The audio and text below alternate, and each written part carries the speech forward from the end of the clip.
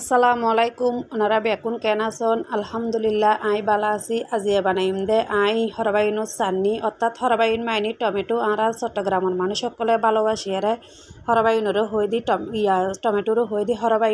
হরবাইনরে চুলো ডিম করে দিয়ে এই লাড়া সারা করি আর খোলার মেয়েদের টালি ফেলে অর্থাৎ কিন ফুরা হইলে এই হরবাইনো চাননি বে খাইতে বহুত সোয়াদ লাগে। তো এই হরবাইনো চাননি বে বানাইতে সেমন মেয়েদের এই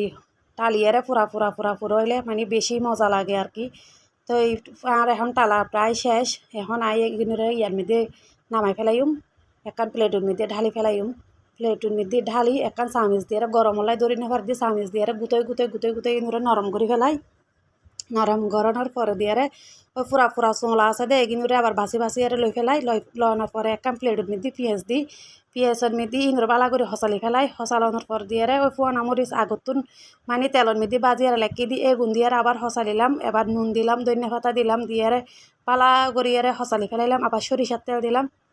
সরিষার তেল দেওয়ার পরে হসালি ওই গুটানাটা গড়িয়ে লেখি দিয়ে হসালি হরবাইনি নরে চামিচ দিয়ে নাড়ি সারি আবার মিশাই ফেলাইলাম।